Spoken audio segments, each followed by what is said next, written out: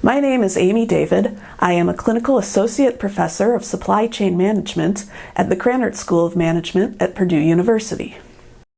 So as of today, Abbott's plant in Michigan is back online and producing, but that doesn't mean we're going to see an immediate stop to the shortage. Things need some time to proliferate through the supply chain. We also know that some of the ingredients used in baby formula are going to be harder and harder to get because of other things going on in the world, such as the dependence on sunflower oil from Ukraine, which is now obviously involved in a war. So hopefully the formula shortage will let up soon, but I think that we'll still see tight availability at least through the end of the summer.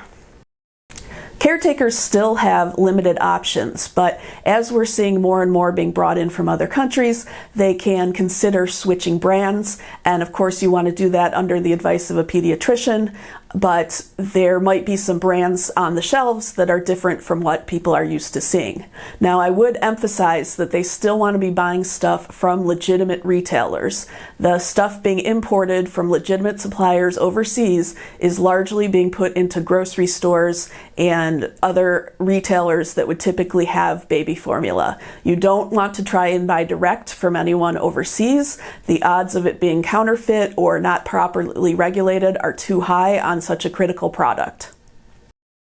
The federal government has stepped in to try and alleviate some of the shortages, and two of the big things they've done are, first of all, loosening import restrictions so that product can be imported, most notably from Canada, Mexico, and Australia, and the federal government has stepped in using some of its military transportation capacity in order to actually bring that stuff into the United States.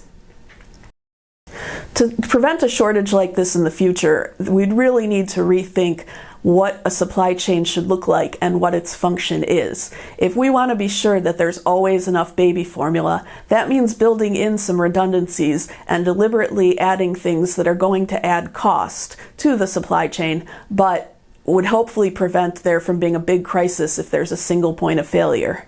That means that there would have to be additional capacity built, production capacity that would go unused.